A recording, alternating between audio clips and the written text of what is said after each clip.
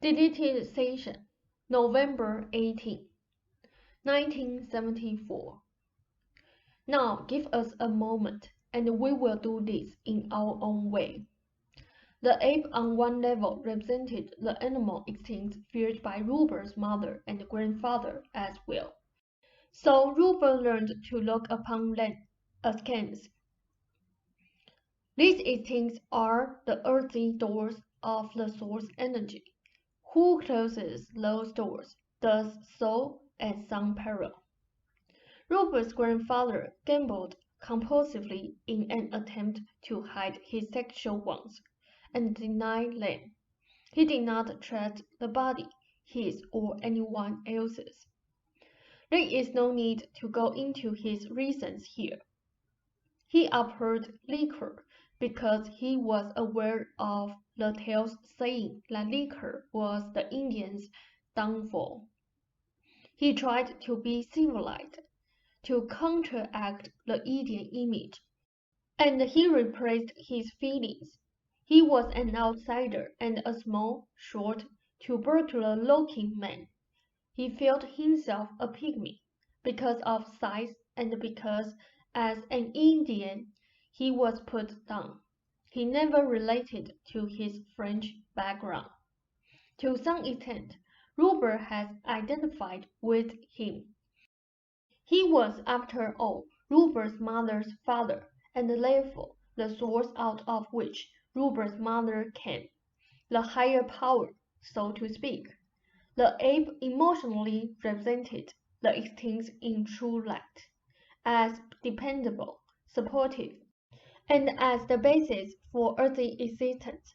Rupert, as an infant, then experienced the strength of the earthly source. This means that he is to trust his instincts as far as letters are concerned, or healing, or whatever. At the same time, the ape, male and female, represents the sexual quality of the earth. Male and female beings simply are the versions of each other. This automatically helps resolve certain conflicts Rupert had involving male-female identifications. In other terms, the past was altered, in that Rupert now experienced the earned for mother love that was born in its animal female understanding, supportive and strong enough to easily bear a child's small rangings and hatreds. In terms of your beliefs and in terms of deeper truths, man is related to the ape, so his experience also brings an even more substantial sense of belonging to the earth and identification with the outer rightness of instinct. Give us a moment.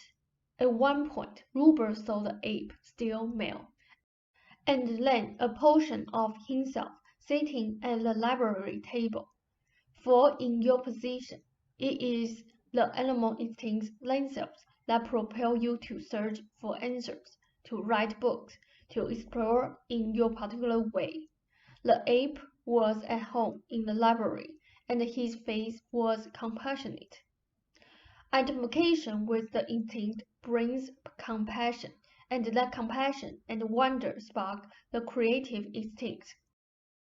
Rupert's idea was still one of controlling those instincts and his animal abilities. On another level, because the ape was in the library, compassionate and understanding, Rupert was seeing symbolically the force of his own physical nature, quite at home with itself, and at home in the psychic library of the mind. Give us a moment. In learning to trust the changes in his body occurring now, Rupert is at the same time learning to trust his own instincts and the creaturehood of himself. In your society, that can be difficult, and he needed some connections. You are also quite correct in that the ape also acted as an animal medicine man-woman, noted as impersonal reality. She said, symbolically acting out a part that once very well could have been performed in fact. Rupert has been reading about shamans. Their connections with animals are little understood. In his own way, however, Ruber began a shaman's journey for himself, letting the psychic images become alive, and the inner workings of the mind made more obvious. The ape episode served to connect him in thread with his own deep instincts, and he saw that those were loving. The ape could not have appeared, however, until after the blond man forcibly threw out that negative image. He dashed it against the wall. The pygmy Indian with the bent legs emerged, signifying Ruper's grandfather identification. That identification is simply one of the reasons behind his concern with spontaneity and order, as I hope I have explained earlier this evening.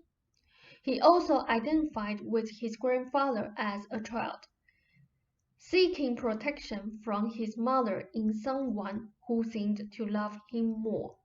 The negative image, dashed lamb, gave forth the symbolized image that he had been using in his mind.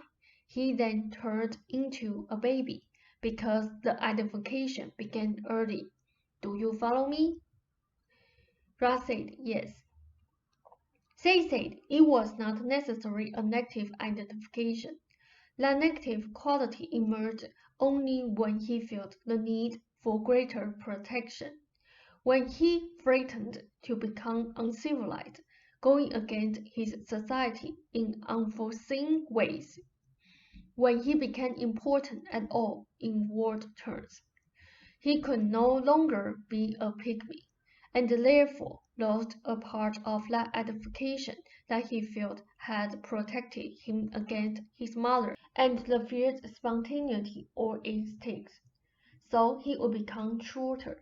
Being shorter also would bring about physical alterations that would themselves protect against instinct or animal behavior. This fit in with his work ideas and yours earlier as given, cutting out distractions, etc. The other images, the two people, male and female, were taller than Ruber is. The man was seen larger than life, in excellent physical condition. Give us a moment.